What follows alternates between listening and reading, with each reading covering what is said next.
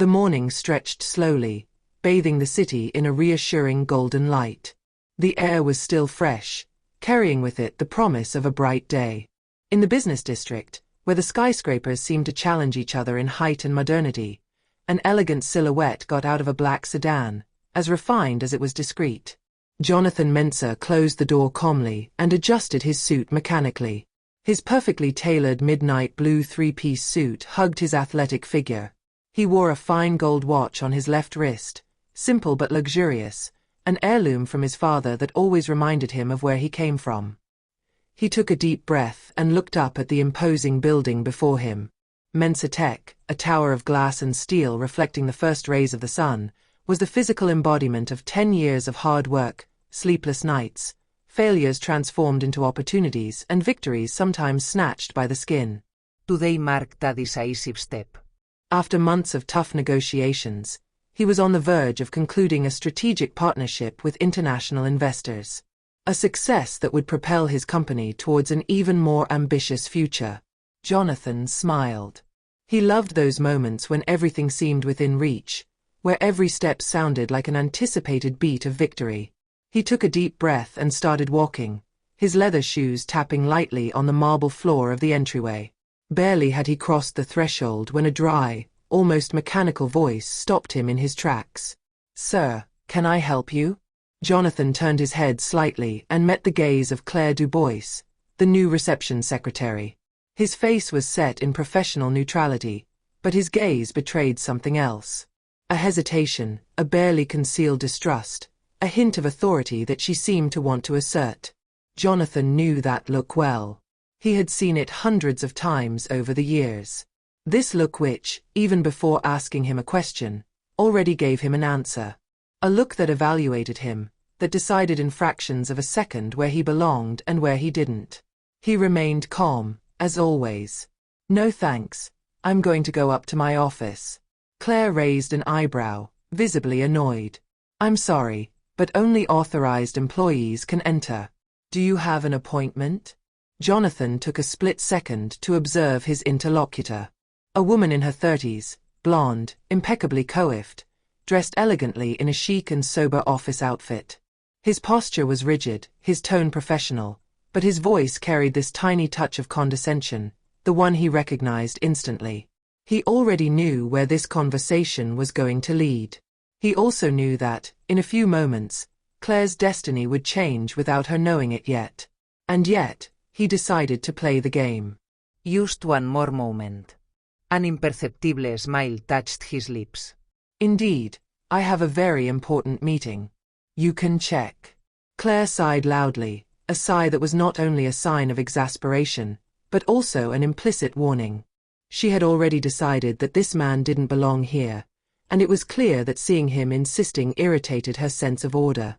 With studied slowness, she placed her manicured fingers on her keyboard and began typing, her gaze flickering between the screen and the man standing before her.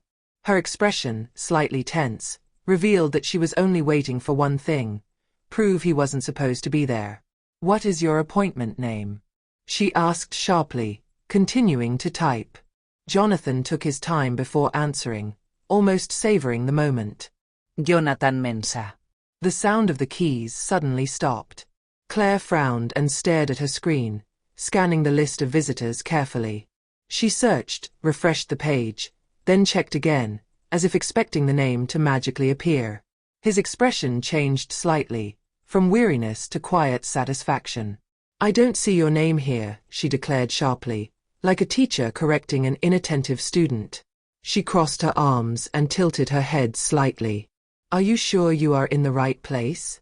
Jonathan se presta a smile. He knew this posture too well. This subtle way of imposing his authority, this way of transforming a simple question into an insidious doubt about his intelligence, about his ability to know where he should be. However, he remained calm and replied in a neutral, almost detached tone. "Quite sure." Claire took a deep breath, her gaze hardening. She didn't like being contradicted. She was convinced he was in the wrong, and her tone became more direct, sharper. "Listen, sir." She paused, as if hesitating how to address him. Sir seemed almost too formal, too respectful. Then, with a tight smile, she continued. If you are looking for work, you must go through the Human Resources Department. The entry for applications is on the side. Jonathan blinked in disbelief. He already knew that she underestimated him, that she had not recognized him. But from there to sending him to submit a CV? A laugh rose in his throat, but he held it back. This woman was serious.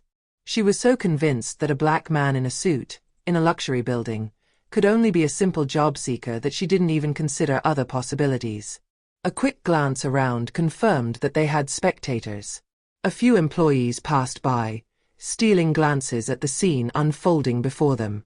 Several of them recognized their boss, and yet, no one dared to intervene. Apalpable anís uninder. Should we tell him? Was it up to them to intervene?